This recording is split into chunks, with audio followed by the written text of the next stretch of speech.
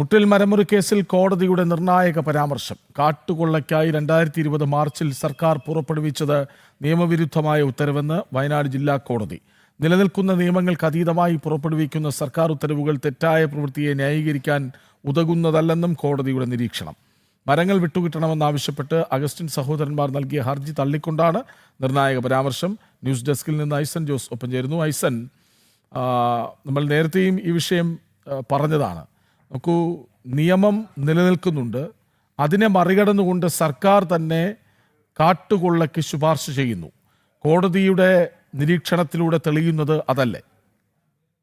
തീർച്ചയായും കൃഷ്ണരാജ്, കാട്ടുകൊള്ളയ്ക്ക് ശുപാർശ ചെയ്തു എന്ന് തന്നെയാണ് അതിനെ ഒരു മുതിർന്ന IAS ഉദ്യോഗസ്ഥൻ അഡീഷണൽ ചീഫ് സെക്രട്ടറിയുടെ പദവിയിലുള്ള ഒരു ഉദ്യോഗസ്ഥൻ അതിന് കൂട്ടുനിന്നു എന്ന് തന്നെയാണ് ഇതിൽ നിന്നും മനസ്സിലാക്കാൻ സാധിക്കുന്നത്. അതായത് റവന്യൂ സെക്രട്ടറി ആയിരുന്ന ജയതിലക്, ഇപ്പോൾ അദ്ദേഹം ചീഫ് സെക്രട്ടറിയാണ്.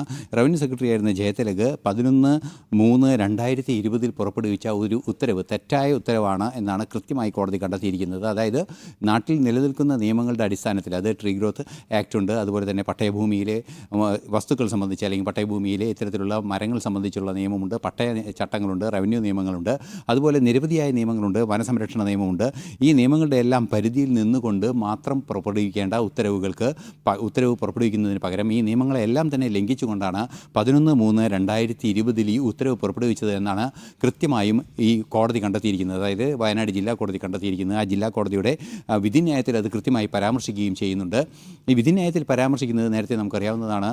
ഈ കോടതിയുടെ അപ്പീൽ ഹർജി ഉണ്ടായതാണ്. അഗസ്റ്റിൻ സഹോദരന്മാരുടെ മുറിച്ചു മാറ്റിയ മരങ്ങൾ തങ്ങൾക്ക് അവകാശപ്പെട്ടതാണെന്നും തങ്ങൾക്ക് തിരിച്ചു നൽകണമെന്നായിരുന്നു അവരുടെ ആവശ്യം. ഇത്തരത്തിൽ അനധികൃതമായി മുറിച്ചു മാറ്റിയ മരങ്ങളെല്ലാം തന്നെ DFO കണ്ടുകെട്ടുകയും ചെയ്തിരുന്നു. ആ കണ്ടുകെട്ടിയ മരങ്ങൾ തിരിച്ചു കിട്ടണമെന്നാവശ്യപ്പെട്ട് നൽകിയ ഹർജി തള്ളിക്കൊണ്ടാണ് ഇത്തരത്തിലൊരു നിലപാട് വളരെ കൃത്യമായി പറയുന്നത്. അതായത് 11/3/2020 ഉത്തരവ് തന്നെ നിയമവിരുദ്ധമാണ് എന്ന് വളരെ കൃത്യമായി തന്നെ കോടതി പറയുന്നുണ്ട്. നിയമവിരുദ്ധമായൊരു നടപടിക്ക് കൂട്ടുനിൽക്കുന്നൊരവസ്ഥയാണ്, അല്ലെങ്കിൽ നിയമവിരുദ്ധമായ ഒരു പുറപ്പെടുവിക്കപ്പെട്ട ഉത്തരവുകളെ അംഗീകരിക്കാനാവില്ല, അതിനെ നിയമസാധുത നൽകാനാവില്ല. അതുകൊണ്ട് തന്നെ അതായത് ഈ മരം മുറിക്കാൻ എന്താണോ ആശ്രയിച്ചിരിക്കുന്നത് ആ നിയമം തന്നെ, ആ ഒരു ഉത്തരവ് തന്നെ നിയമവിരുദ്ധമെന്ന് കൃത്യമായി കണ്ടെത്തിയിരിക്കുന്നു. സ്വാഭാവികമായും ആ ഉത്തരവിൻ്റെ അടിസ്ഥാനത്തിൽ മരം മുറിച്ച മറ്റൊരു വ്യക്തി, അതായത് അഗസ്റ്റിൻ സഹോദരന്മാരല്ലാത്ത ഒരു വ്യക്തി, പ്രതിയല്ലാത്ത മറ്റൊരു കേസ് കൂടിയുണ്ട്. ആ കേസിൽ റവന്യൂ വകുപ്പിൻ്റെ നടപടികൾ, റവന്യൂ റിക്കവറി നടപടികൾ ആരംഭിക്കുക കൂടി ചെയ്തിട്ടുണ്ട്. എന്നാൽ നിരവധി കർഷകരുടെ ഭൂമിയിൽ മരം മുറിച്ച അഗസ്റ്റിൻ സഹോദരന്മാരുടെ വിഷയത്തിലാണെങ്കിൽ അത്തരമൊരു കേസ് കാര്യക്ഷമമായി മുന്നോട്ട് പോകുന്നുമില്ല എന്നതാണ് യാഥാർത്ഥ്യം. അത്തരത്തിൽ നിയമ നടപടികളുടെ ഭാഗമായി റവന്യൂ അധികൃതർ ഭൂമി മരം മുറിച്ചതുമായി ബന്ധപ്പെട്ട് ആ പിഴ ഈടാക്കുന്നതിന്, മുറിച്ച മരങ്ങളുടെ വിലയുടെ 3 ഇരട്ടിയായി പിഴത്തുക ഈടാക്കുന്നതിനുള്ള നടപടികൾ ഒരു കേസിൽ സ്വീകരിക്കുകയും സമാന തെറ്റായ ഉത്തരവുമായി വന്ന മറ്റൊരു കേസിൽ അത് ഇതുവരെ സ്വീകരിക്കാതിരിക്കുകയും ചെയ്യുന്നൊരു പ്രശ്നമുണ്ട്. നിലവിലെ സാഹചര്യത്തിൽ ആ ഉത്തരവ് തന്നെ തെറ്റാണ്, അതിന് നിയമസാധുത നൽകാനാവില്ലെന്ന് ജില്ലാ കോടതിയുടെ ഉത്തരവിൽ പറയുന്നൊരു സാഹചര്യത്തിൽ തുടർ നടപടികളിലേക്ക് നീങ്ങേണ്ട ഒരു പശ്ചാത്തലമാണ് നിലനിൽക്കുന്നത്. തീർച്ചയായും അത്തരമൊരു കർശനമായൊരു സാഹചര്യം, കണിശമായൊരു സാഹചര്യം തന്നെ നിലനിൽക്കുന്നു എന്നതാണ് യാഥാർത്ഥ്യം. നിയമവിരുദ്ധമാണ് ആ ഉത്തരവ് എന്ന് നേരത്തെ തന്നെ പല നിയമവിദഗ്ധരും ചൂണ്ടിക്കാട്ടിയതാണ്. സ്വാഭാവികമായും ആ നിയമാനുസൃതമല്ലാത്ത ആ നിയമത്തിൻ്റെ ഉത്തരവിൻ്റെ അടിസ്ഥാനത്തിൽ തുടർ നടപടികൾ ഒന്നും തന്നെ സാധ്യമല്ല എന്നതിൻ്റെ അടിസ്ഥാനത്തിൽ ആ ഉത്തരവ് പിൻവലിക്കുന്നൊരു സാഹചര്യം സർക്കാരിൻ്റെ ഭാഗത്തു നിന്നുണ്ടായിരുന്നു. ആ ഒരു പശ്ചാത്തലത്തിൽ ആ ഉത്തരവ് നിലനിന്ന സാഹചര്യത്തിലാണ് തങ്ങൾ മരം മുറിച്ചത് എന്ന ഒരു സാങ്കേതിക ന്യായമാണ് പറയുന്നത്. പക്ഷേ നിലവിലില്ലാത്ത നിയമങ്ങൾ, അതായത് അന്ന് നിലനിൽക്കുന്ന നിയമങ്ങളെ ലംഘിച്ചുകൊണ്ട് സർക്കാർ ഒരു ഉത്തരവ് ഇറക്കിയാൽ ആ ഉത്തരവിനെ അംഗീകാരം നൽകേണ്ട, ഒരു ജുഡീഷ്യൽ അംഗീകാരം നൽകേണ്ട ഉത്തരവാദിത്വമില്ല എന്ന് കോടതി പറയുമ്പോൾ തീർച്ചയായും ആ ഉത്തരവ് പുറപ്പെടുവിച്ചവർക്കും ഉത്തരവ് നടപ്പാക്കിയവരും സംബന്ധിച്ചൊക്കെ തന്നെ പ്രതികൂട്ടിൽ നിൽക്കുന്ന ഒരു സാഹചര്യമുണ്ട്. തുടർ നടപടികൾ ഇക്കാര്യത്തിൽ ഉണ്ടാകേണ്ട ഒരു പശ്ചാത്തലം കൂടിയുണ്ട് എന്നാണ് മനസ്സിലാക്കാനും സാധിക്കുന്നത്. കൃഷ്ണരാജ്. ഐസൻ, അതായത് ഇന്നത്തെ ചീഫ് സെക്രട്ടറി അന്ന് അഡീഷണൽ റവന്യൂ സെക്രട്ടറി ആയിരുന്ന സമയത്താണല്ലോ ഈ ഉത്തരവിട്ടത്. ഇതിപ്പോൾ കോടതി നിയമത്തെ മറികടന്നുകൊണ്ട് ചെയ്ത ശുപാർശ എന്ന് തന്നെ നിരീക്ഷിക്കുമ്പോൾ ജയതിലകിനെതിരെ എന്ത് നടപടി? തീർച്ചയായും നിയമവിരുദ്ധമായൊരു നടപടിയാണ് ഉണ്ടായിരിക്കുന്നത്. സ്വാഭാവികമായും ഒരു പ്രതിസ്ഥാനത്ത് നിൽക്കുന്ന ഒരു സാഹചര്യമാണ് ഉണ്ടായിരിക്കുന്നത് എന്നാണ് മനസ്സിലാക്കാൻ സാധിക്കുന്നത്. ഇനി ജയതിലകിൻ്റെ ഇടപെടൽ ഏത് രീതിയിലാണ്, അതൊരു ഗൂഢാലോചനയുടെ ഭാഗമായാണോ എന്ന് കൃത്യമായി കണ്ടെത്തി. അത് നമുക്കറിയാവുന്നതാണ്. പല തവണ ഇക്കാര്യത്തിന് പല ഇടപെടലുകളും നടത്തുമ്പോൾ ജയതിലക് അതിന് സാക്ഷിയായിരുന്നു. മാത്രമല്ല അദ്ദേഹത്തിന് നമുക്കറിയാവുന്നതാണ്, വലിയൊരു സീനിയോറിറ്റിയുള്ള ഒരു IAS ഉദ്യോഗസ്ഥൻ എന്ന് പറയുമ്പോൾ ഇത്തരം നിയമങ്ങളെ, വനസംരക്ഷണ നിയമങ്ങളെ സംബന്ധിച്ചൊന്നും ഒരു ഗ്രാഹ്യം അദ്ദേഹത്തിന് ഉണ്ടാകുകയില്ല എന്ന് വിചാരിക്കാനും സാധ്യമല്ല. IAS ഉദ്യോഗസ്ഥനാണ് അദ്ദേഹം. സ്വാഭാവികമായും ഇന്ന് ചീഫ് സെക്രട്ടറി കൂടിയാണ്. സ്വാഭാവികമായും കൃത്യമായ ബോധ്യം അക്കാര്യത്തിൽ അദ്ദേഹത്തിന് ഉണ്ടാകും. പട്ടയഭൂമിയുമായൊക്കെ ബന്ധപ്പെട്ട വിഷയങ്ങൾ, പ്രത്യേകിച്ചും റവന്യൂ സെക്രട്ടറി കൂടിയായിരിക്കുമ്പോൾ, ഭൂമിയുടെ ഇടപാടുകളുമായി ബന്ധപ്പെട്ട വിഷയമായിരിക്കുമ്പോൾ അതിൻ്റെ സാങ്കേതിക വിഷയങ്ങളൊക്കെ മനസ്സിലാക്കിക്കൊണ്ട് തന്നെ ജോലി ചെയ്യുന്നൊരു വ്യക്തി കൂടിയായിരുന്ന വേളയിലാണ് ഈ ഉത്തരവ് പുറപ്പെടുവിച്ചത്. തീർച്ചയായും അത് നിയമവിരുദ്ധമെന്ന ബോധ്യത്തിൻ്റെ അടിസ്ഥാനത്തിൽ തന്നെയാണ് ഈ ഉത്തരവ് ഇറങ്ങിയിട്ടുള്ളത് എന്നൊരു യാഥാർത്ഥ്യമാണ്. മറ്റൊരു പ്രധാന വിഷയം കൂടി ഈ സാഹചര്യത്തിൽ എടുത്തു പറയേണ്ടത്, ഈ പ്രതികൾ ഈ പ്രശ്നത്തിൽ ഇടപെട്ട് പ്രശ്നങ്ങൾ പരിഹരിക്കുന്നതിന് വേണ്ടി അഗസ്റ്റിൻ സഹോദരന്മാർ പല ഉദ്യോഗസ്ഥരെയും കാണുകയൊക്കെ ചെയ്യുമ്പോൾ അതിലൊരു ഉദ്യോഗസ്ഥൻ നൽകിയൊരു മൊഴിയുടെ കൂടി പ്രാധാന്യം ഇപ്പോൾ ഏറെ ഗൗരവത്തോടെ വീക്ഷിക്കേണ്ടതുണ്ട്. അതിലൊരു ഉദ്യോഗസ്ഥൻ അല്ലെങ്കിൽ ഒരു സാക്ഷി നൽകിയൊരു മൊഴി വളരെ കഷ്ടപ്പെട്ടാണ് തങ്ങൾ ഈ ഉത്തരവ് നേടിയെടുത്തത് എന്ന് അഗസ്റ്റിൻ സഹോദരന്മാർ പറഞ്ഞു എന്നാണ് അറിയിച്ചത്. സ്വാഭാവികമായും ആ കഷ്ടപ്പെട്ട് ഉത്തരവ് നേടിയെടുത്തു എന്ന് പറയുമ്പോൾ അതിലൊരു ഗൂഢാലോചനയുടെ സ്വഭാവമോ അഴിമതിയുടെ സ്വഭാവമോ ഒക്കെ നേളിക്കുന്നുണ്ട്.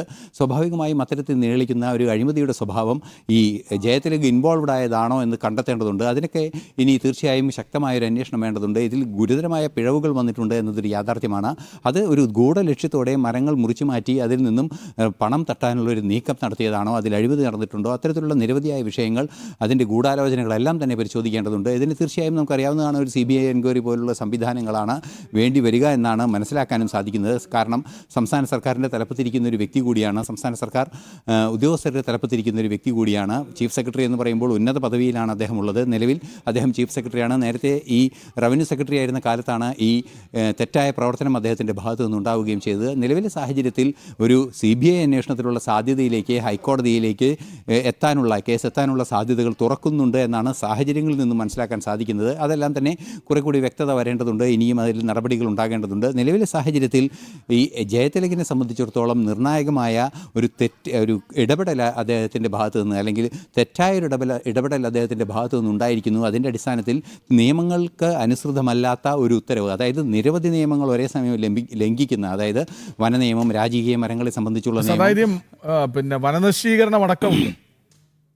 തീർച്ചയായും വനനശീകരണം ഉൾപ്പെടെ വനനിയമം, വനനശീകരണവുമായി ബന്ധപ്പെട്ട നിയമങ്ങൾ, അതുപോലെ തന്നെ റവന്യൂ പട്ടയഭൂമിയിലെ മരങ്ങൾ മുറിച്ചു മാറ്റുന്നത് സംബന്ധിച്ച നിയമം, അതുപോലെ തന്നെ വനസംരക്ഷണ നിയമം, പരിസ്ഥിതി സംരക്ഷണ നിയമം, അത്തരത്തിലുള്ള വിഷയങ്ങൾ, ഇതിനെല്ലാം പുറമെ ട്രീ ഗ്രോത്ത് ആക്ട് എന്ന് പറയുന്ന, അതായത് മരങ്ങളെ വളരാൻ അനുവദിക്കുന്നതുമായി ബന്ധപ്പെട്ട കൃത്യമായൊരു നിയമമുണ്ട്. ആ നിയമത്തെയും ലംഘിക്കപ്പെട്ടിരിക്കുന്നു. റവന്യൂ പട്ടയഭൂമിയിലാണ് ഇതെല്ലാം തന്നെ നടന്നത്. അതും റവന്യൂ സെക്രട്ടറിയാണ് അത് ഉത്തരവിറക്കിയത് എന്ന് പറയുമ്പോൾ തീർച്ചയായും റവന്യൂ വകുപ്പിനെ കുറിച്ച് നമുക്കറിയാവുന്നതാണ്. റവന്യൂ വകുപ്പാണ് ഭൂമിയുടെ അളവ് രേഖപ്പെടുത്തുകയും സർവേ എല്ലാം തന്നെ നടത്തുകയും അതിൻ്റെ പരിപാടികളെല്ലാം ചെയ്യുന്നത് റവന്യൂ വകുപ്പിൻ്റെ നേതൃത്വത്തിലാണ്. സ്വാഭാവികമായും കരം പിരിക്കുന്ന വകുപ്പ് എന്ന നിലയിൽ ഭൂമിയുടെ എല്ലാ കണക്കുകളും കൃത്യമായ ബോധ്യമുള്ളൊരു സംവിധാനമാണ് റവന്യൂ വകുപ്പ്. അതിൻ്റെ സെക്രട്ടറി എന്ന് പറയുമ്പോൾ ഉന്നതനായ ഉദ്യോഗസ്ഥനെ ഇക്കാര്യങ്ങളൊന്നും അറിയില്ല എന്ന് കരുതുക വയ്യ. സ്വാഭാവികമായും IAS ഉദ്യോഗസ്ഥനായ അദ്ദേഹത്തിന് ഇതിൻ്റെ ഭാവി പ്രശ്നങ്ങളെല്ലാം അറിയാവുന്നൊരു സാഹചര്യമുണ്ടെങ്കിലും ഈ ഇടക്കാല രീതിയിൽ ഇത്തരമൊരു തട്ടിപ്പ് ഉത്തരവ് പുറപ്പെടുവിച്ച് ആ ഉത്തരവ് പുറപ്പെടുവിച്ചതിൻ്റെ നേട്ടം എന്തെങ്കിലും ഉണ്ടാക്കാൻ ശ്രമിച്ചിട്ടുണ്ടോ എന്നത് തന്നെയാണ് വലിയൊരു ചോദ്യമായി വരുന്നത്. നിലവിലെ സാഹചര്യത്തിൽ ഈ കേസ് കൂടുതൽ അന്വേഷണ വിധേയമാക്കുകയും കുറ്റവാളികളെ കണ്ടെത്തുകയും ചെയ്യുന്നതിൻ്റെ ഭാഗമായി നിലവിലെ ചീഫ് സെക്രട്ടറി കൂടി ഒരു നിരീക്ഷണത്തിൻ്റെ പരിധിയിൽ വരുന്നൊരു സാഹചര്യം ഈ ഉത്തരവിൻ്റെ കൂടി അടിസ്ഥാനത്തിൽ, അതായത് കോടതി തന്നെ അത് കണ്ടെത്തിയിരിക്കുന്നു. നിയമവിരുദ്ധമായ ഒരു ഉത്തരവ്, നിയമാനുസൃതമായ നിയമങ്ങളുടെ പിൻബലമില്ലാതെ പ്രഖ്യാപിക്കപ്പെട്ട ഒരു ഉത്തരവിനെ അനുമതി അല്ലെങ്കിൽ നിയമാധികാരം നൽകേണ്ടതില്ല എന്ന കൃത്യമായൊരു നിലപാടാണ് ഹൈക്കോടതി വിധികളെ ഉദ്ധരിച്ചുകൊണ്ട് ജില്ലാ കോടതി ചൂണ്ടിക്കാട്ടിയിരിക്കുന്നത്. അതുമാത്രമല്ല, ഇത്തരത്തിലുള്ള തെറ്റായ രീതികൾ, വനനശീകരണം ഉൾപ്പെടെയുള്ള സ്വഭാവമുള്ള നീചമായ പ്രവർത്തനങ്ങളെ പ്രോത്സാഹിപ്പിക്കുന്ന ഒരു രീതിയും അംഗീകരിക്കാനാവില്ല. ഇത് നിയമാനുസൃതമാണെങ്കിൽ തന്നെ, അല്ലെങ്കിൽ ഏതെങ്കിലും ഒരു നിയമത്തിൻ്റെ സാങ്കേതികത്വം ഉണ്ടെങ്കിൽ തന്നെ ഇത് അംഗീകരിക്കാനാവില്ല എന്ന് തീർത്തു പറയുന്നൊരു സാഹചര്യം പോലും കോടതിയുടെ ഭാഗത്തു നിന്നുണ്ടായത് കൃത്യമായ ഈ വിഷയത്തിലെ ഇടപെടൽ അനിവാര്യമായതിൻ്റെ സൂചനകൾ കൂടിയാണ് നൽകുന്നത്.